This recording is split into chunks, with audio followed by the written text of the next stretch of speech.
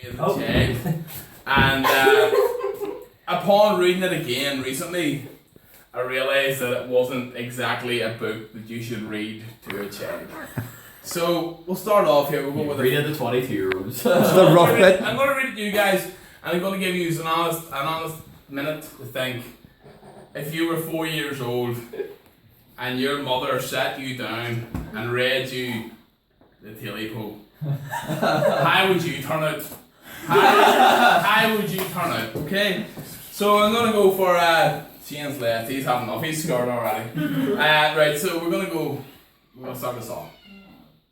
So a long time ago, an old man lived by himself in a deep, big woods. His cabin had only one room, and that room was his parlour, his bedroom, his dining room, and his kitchen too. So essentially, we'll bring us back. He was fucking skinned. Really, no. So, the old man had 3 dogs. One of them was his wife. The old man had 3 dogs. One was called Uno, one was called Eno, and the other was called Compu Calo. What was his wife? Compu Calo, he was half Italian. Just like me. Just say Mario. One day the man decided to go hunting to catch something for his supper. Here, he shouted to his dogs, and they came bounding off the porch, eager for the chase. You. Chase the tail. Wave. After many hours of hunting, the wind began to blow hard from the valley. It'll be dark soon, the old man said, and all we've caught is a skinny rabbit. He headed home, afraid he might go to bed hungry that night. Hungry for the dick. All telling you. Maybe you're keen to both. Kiwi, you're out.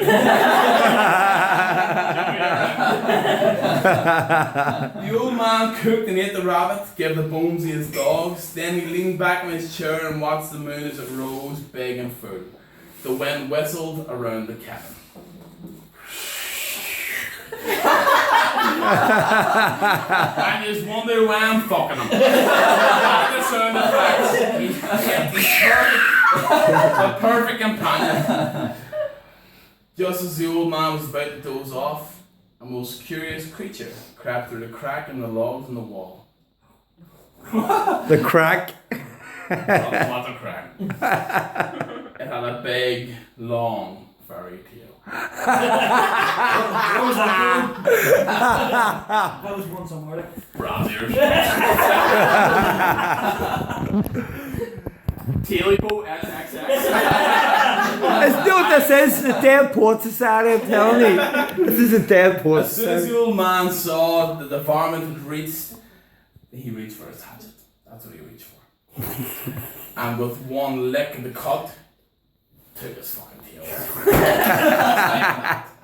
Before the man could raise his hatchet for a second time, the creature slipped through the crack in the wall and ran away.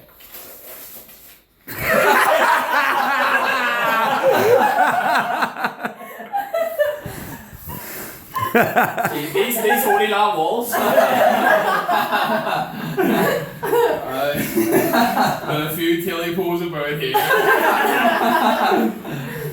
The old man was still hungry, so he took the big long tail, cooked it, and he ate it. After that, he stuffed up the crack in the wall and went to bed.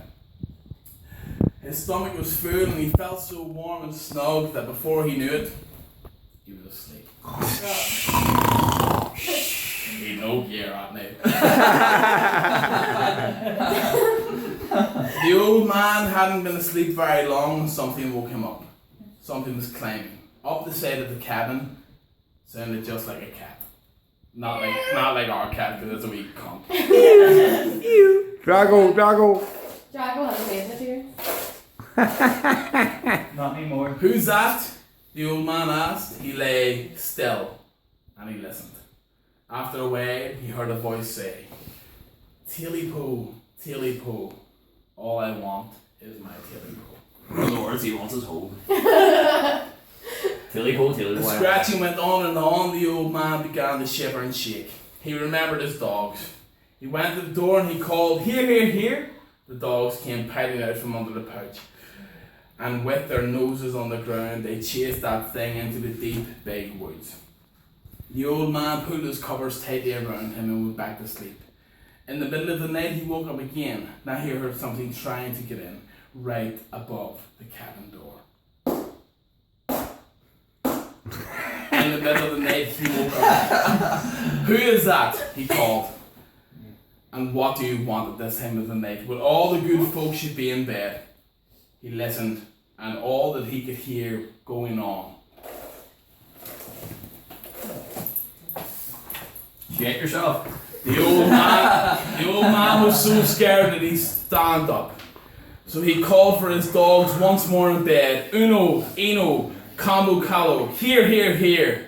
And these dogs came bursting around the corner of the cabin. They caught up with that wild thing at the gate. They tore the fence down, trying to get at it. And they chased it straight into the swamp. At last, all was quiet again. With a weary sigh, the man went back to sleep.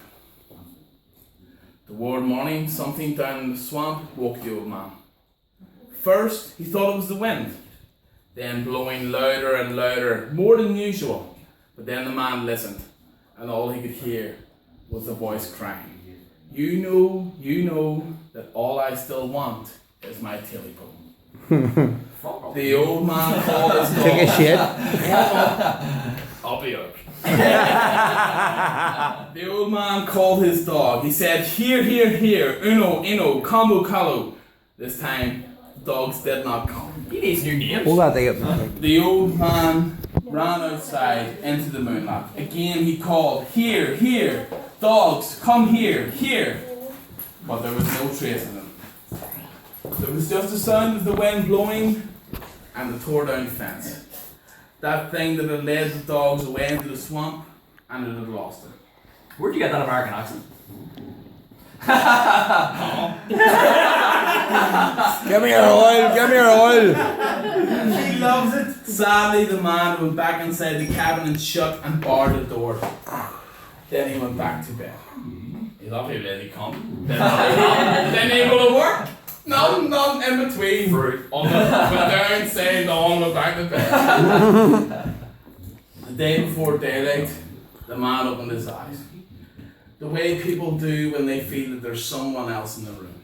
You all know that feeling. When you wake up and you sit down and you look and you go, "Why did I let us wake up?" That's what are you doing, my room? Wanking.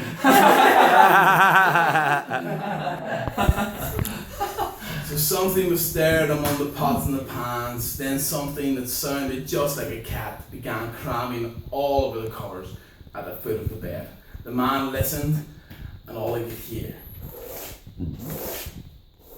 You. He looked over the foot of the bed and he saw two pointed ears. Then he saw two big, round, fiery eyes just staring at him. Hello, Sydney.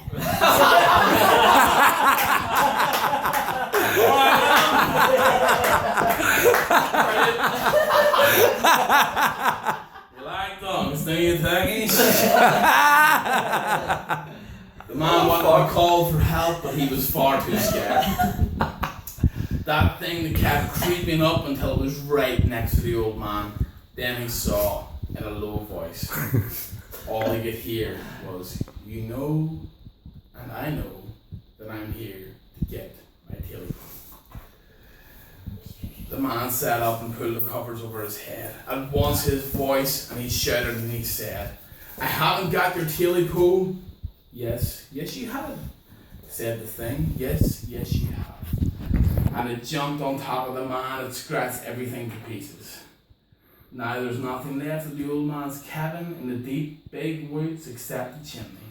But folks who live in the valley say that when the moon shines and the wind blows, you can hear the voice still say, "Tilly pole, now I've got my tilly pole." Yeah. I'm not ready, that doesn't shine!